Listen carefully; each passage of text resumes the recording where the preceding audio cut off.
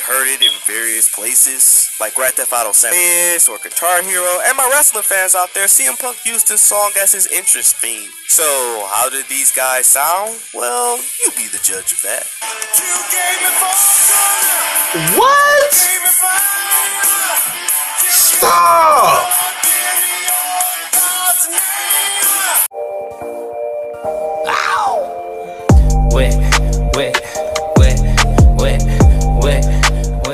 YouTube, it's your boy Nick, and I'm back with another video, as you can see. And y'all already know how we do this, man. Before we get started, make sure you guys hit that subscribe button if you're new to the channel. You know what I'm saying? Don't forget to click that bell so you can be notified when I do make new videos. To my regulars, man, you already know what it is. So today, you know what I'm saying, we finna be reacting to something a little bit different. You know what I'm saying? This is top 5 unsung episodes that need to be made. And I will say it's a lot of stories out there that need to be told. You know what I'm saying, bro? But anyway, bro, without further ado, let's get into this video. Hey, what up everybody, this is Vaughn the Stampede. Before we get started on today's video, click on that bell icon button below and subscribe to see more of my daily content. Thank you. Well, some of you might know I love anime, video games, and movies. But one thing I really love is music, especially R&B, aka black music. But we're not going to talk about the most popular artists, we're going to talk about the artists that nobody really discusses anymore. So today's video is the top 5 unsung episodes I like to see be made. So before we even begin this list, I have to tell you guys, what is Unsung? Unsung is an hour-long music one of my favorite shows on TV1. It uncovers well-known R&B, soul music artists, bands who exploded on the Billboard music charts with a string of hits only to have their careers derailed by major crises that caused them to be essentially underappreciated by later generations of contemporary R&B and soul music listeners. Basically, it's a black version of Behind the Music. Yeah, remember when VH1 had a documentary series called Behind the Music and music video? Whatever happened to Behind the Music? Because Behind the Music was actually good. I actually liked it. You know what I'm saying? And all of a sudden, they just disappeared and replaced it with the reality TV. Yeah, and when reality shows really started to pop off, that's when they really took VH1 Behind the Music off. Now their content is just this. You phony ass, fake ass bitch! Well, anyway, let's get this list started. When VH1 actually had decent content. Hey, remember that R&B group that had 4 brothers who were affiliated with Heavy D in the mid-90s? No? Well, people over 25 remember this hit song. Hey, so for real, do you ever dream of candy coated?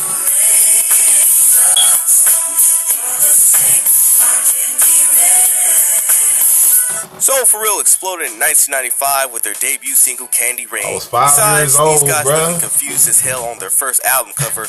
They had talent. The song Candy Rain made its way to number 2 on the Billboard charts. Soul For Real next hit Every Little Thing I Do, which was also another hit.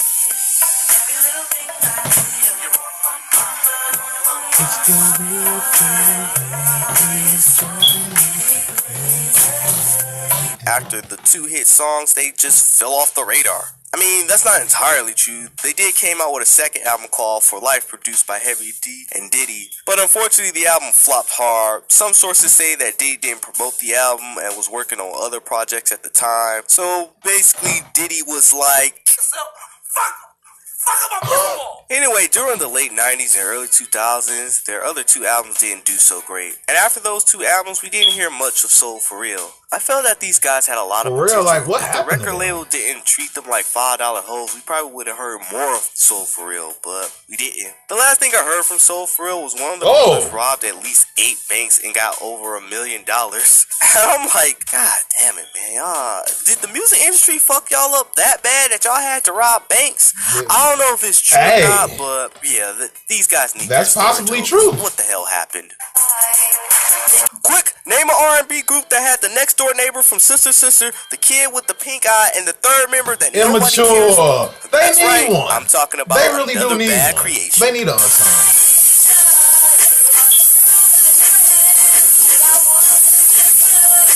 Nah, I got the joke, bro. How immature of me.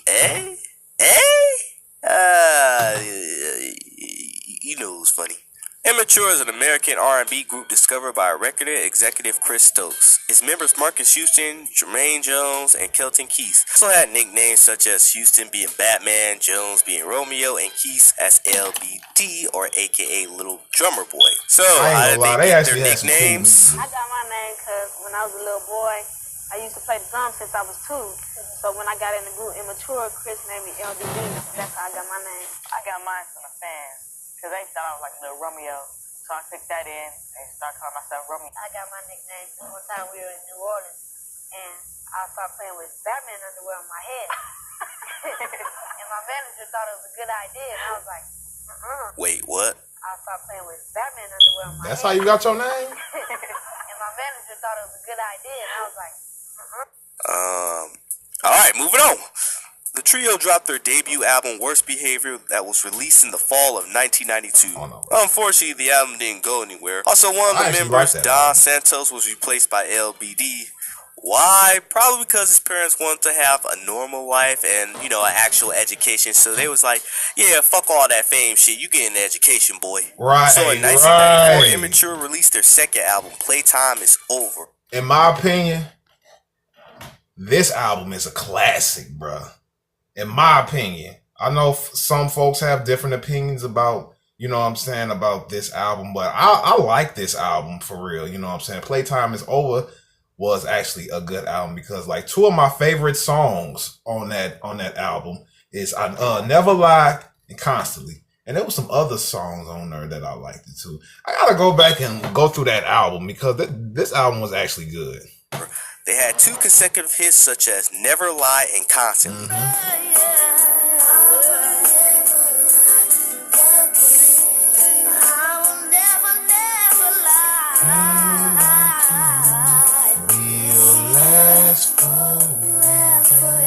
This album put Immature to stardom fame. In 1995, they released their third album, We Got It. It features singles like Lover's Groove and Please Don't Go. I think one of my favorite 3 songs from that album is Candy, Pager, and I Can't Stop the Rain. I like I Can't Stop the Rain. I can't stop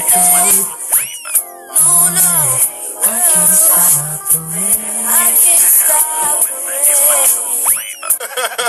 That's the shit right there! We Got It sold over 1 million copies. In 1997, Immature released their 4th album featuring singles I'm Not a Fool, Give Up the Ghost, and Extra Extra. You wanna know what's funny about Immature? They made a song called Watch Me Do My Thing, which is from the All That album. I know it sounds petty to me, but the song and video is awesome. Plus, Ed got bars. Yeah, Kel did rap on that. Got my back on this fucking track. You want fries with that? What you gonna do? After their 4th album, they changed their name to IMX, which I thought was a stupid ass name. Anyway, their record label MCA crumbled and the group went their separate ways. If you guys want to know what the group been up to these days, go check out Valid TV's interview on Marcus Houston. He seems like a very humble guy on his success as a musician. Before I move to the next artist, what's up with Marcus Houston? I used to hate when he did his hair like that back in the day. He looked like a black ass Leon S. Kennedy from Resident Evil 2. This nigga looked like the lost member of Prince in the Revolution. I'm only kidding. I got a lot of respect for these guys. They've been with each other for what, 10 years from 1992 all the way to 2002? That's a fucking accomplishment itself. So one day I hope we do see like a documentary or an unsung episode of Immature. I would like to see that. They need something, y'all. Oh, my bad. But like, they do need an unsung. Immature definitely needs an unsung, you know what I'm saying? Because like, why not their story be told? You know what I'm saying? And plus, you know, Marcus Houston got to be like almost in his, I think Marcus Houston like in his 40s, I think now, you know what I'm saying? Early 40s or late 30s, one of them, man. But they definitely need an unsung, you know what I'm saying? Because I remember watching House Party 3 and seeing them and stuff like that. And I thought they was a cool group, you know what I'm saying? Bro, and my sister had the posters plastered all over the wall. But anyway, let's get back to this countdown, you know what I'm saying? I'll say for the video.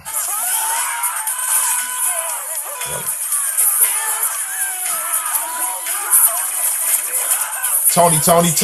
Wow, Morty, Yes. I bet half of y'all ain't even heard of this group until one of their songs was played on an episode of Rick and Morty. Tony Tone is an American soul and R&B group from Oakland, California, that was around in the late 80s to the mid 90s. The band was composed of Dwayne Wiggins on lead and vocals, and his brother Charles Wayne Wiggins, aka Raphael Shadi, on lead vocals They and made bass, and real their cousin music. Timothy Christian Riley on drums and keyboard. Originally, the band went by Tony Tone as a joke until they realized it had a nice ring to it. Their first album, Who, which went gold and had several hits, their first hit was Little Water.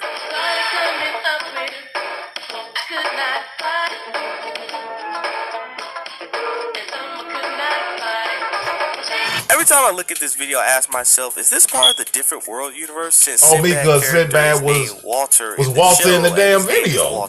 And he's Walter in Different World. About this, so it did feel like that. The song went #1 on the R&B charts. The next 3 singles, Born to Know, For the Love of You, and Baby Doll, were all top 10 R&B singles. Their second album, Revival, is their most successful debut album. Hit singles such as It Never Rains in Southern California, It Feels Good, and Whatever You Want. And yes, Meek Mill sampled this song for the young kids who don't know.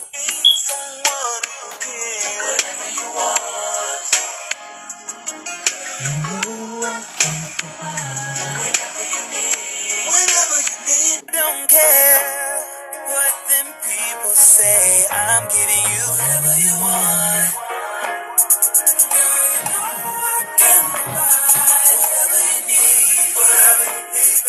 Anyway, with strings of multiple hits and their music being featured in movies like Boys in the Hood and Higher Learning, you'd think they would last a lot longer. Unfortunately, they didn't. Their fourth album, House of Music, would be their last studio album. And from that, Tony Tone disbanded in 1996. Dwayne Wiggins tried to have a solo career with his album, Eyes Never Lie, which only sold 150,000 units, so his solo career didn't really last that long. But he did form Tony again, so that's cool, and they're also touring. Raphael Shadi had his own solo career from his critically acclaimed album, The Way I See It. In 2016, he was executive producer and produced Solange Knowles' album, A Seat at the Table, which debuted at #1 on the music charts in the US. I love Issa Rae. Also, before I forget, he did the music for Insecure. I haven't really seen that show, but yeah, he's also composed for music for television and movie. He also starred in Luke Cage, where he performed his songs Good Man and Angel.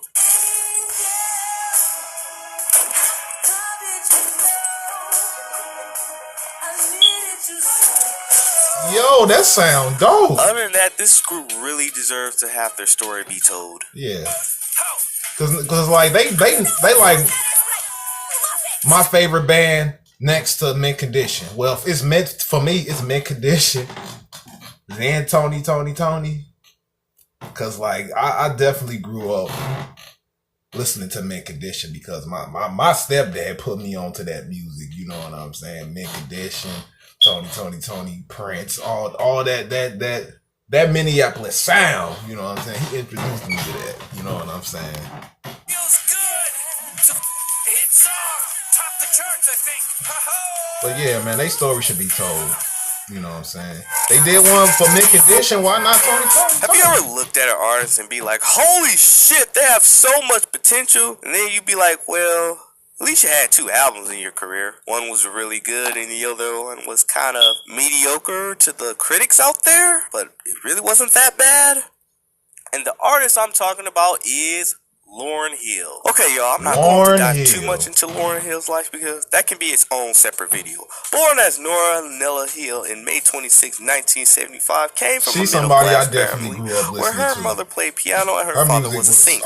In the early 90s, Lauryn took a career acting, and her first major role was in Sister Act 2. His eye is on the sparrow. After that, she did join up with the Fugees, a hip-hop group of elements of soul, Caribbean, and reggae. With hits like Fuji La and Ready or Not, a lot of people thought that the Fugees was going to be the new faces of hip-hop.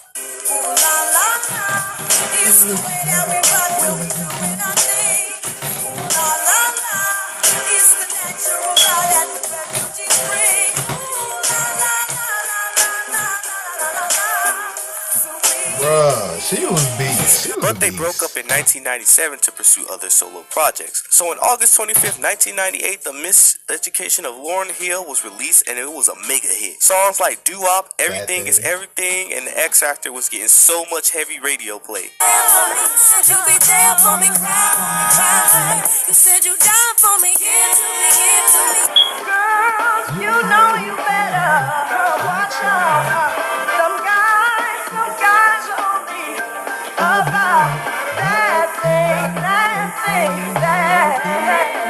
The success of her solo album was a hit and got her to 10 Grammy Awards. You think her next album will be better or similar to her? My bad, y'all. I have to go back because Lauryn was looking good right there. I kind of went back too far. Album was a hit and got her. Yeah, look at her holding them Grammys. Yeah, this was somebody else. I had a little crush on too, bruh. Lauryn Hill. Yeah, bruh. Like, hey, you've had some people say she looked funny, but to me, she didn't. She just didn't, bruh. She just looked like an ordinary chick to me. You know what I'm saying? This is what an all natural, dreadful chick looks like. You know what I'm saying? Yo, I want this. Where this at? You know what I'm saying, bruh? 10 Grammy Awards. You think her next album will be better or similar to her first one, right? Well, after going through legal trouble with her label and balancing being a mom, it took a real heavy strain on Lauryn Hill. But Lauryn released her second album, MTV Unplugged 2.0, which was released in 2002. Sadly, the album didn't sell well, and critics said that the album was self-indulged and repetitive, which I never understood. Really? I thought the album was good. Really? It was different from her first album, but hey, we always can't catch lightning in a bottle twice, can we? How do I talk to you? Touch my mouth with your hands. After that, she's been low-key about her public appearances, besides touring.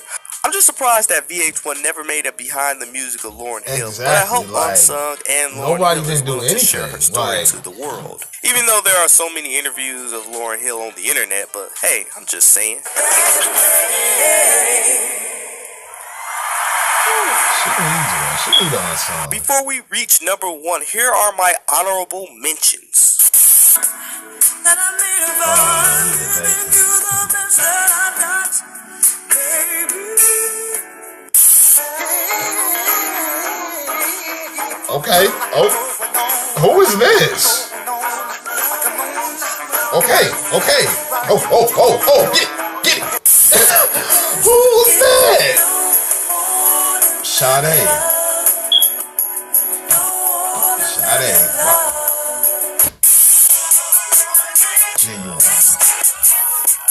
Sade needs one. Why she don't have anything?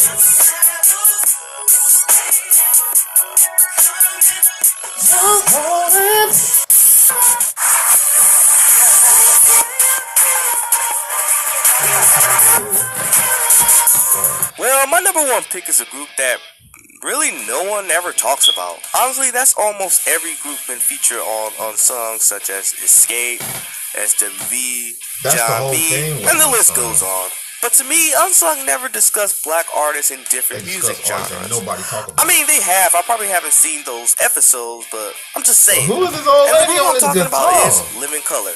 No, not the awesome sitcom in the early 90s. It's Living Color, spelled color with a U. Vernon Reid, Corey Glover, Will Collingham, Doug Wimbush, Oh, shit, a and black ex-member rock Mud group? Skillets formed the band in New York in 1984. The band's styles consist of heavy metal, funk, jazz, hip-hop, country, and alternative. Their lyrical range from personal to political, and some later cases attacking Euroism and racism in America. Did I mention this band is black? They didn't really get their big break bro. until 1988, where MTV began to play their video of the Cult of Personality from their second album, Vivid. If this song sounds familiar to you, you probably heard it in various places, like Grand Theft Auto San Andreas or Guitar Hero, and my wrestling fans out there, CM Punk used this song as his entrance theme. So, how did these guys sound? Well, you be the judge of that. You gave me fortune. What? Gave me fire. Stop! I just love That is so dope. So that is so dope. That soulfulness, especially with Reed vocal range. For example, their single "Love Rears Its Ugly Head." Vernon's vocal range is that lit. is so dope.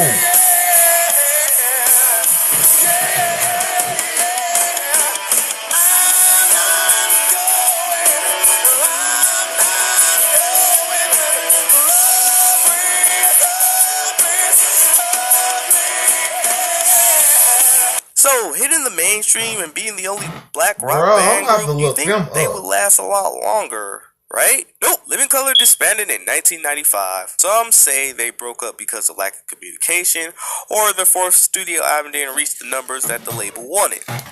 The band still tours around the world, and they are rocking out even in their 60s, so mad respect for them. Yes, I know there are other black rock and roll bands such as Bad Brains, Fishbone, Death, and the list goes on. I just feel that Living Colour made it to the mainstream and had a strong following. So yeah, they deserve the number one spot in my opinion. So, Unsung, TV1, get on that shit because Living Colour is fucking awesome. So yes, people, that was my top 5 unsung episodes I would like to see be made. Well, it's your top 5.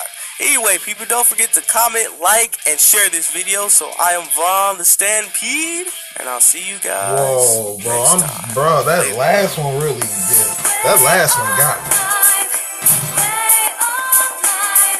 That last one got me. And that's straight the song for 2K when I was playing WWE 2K17. Hey. Bro, what? That is so dope.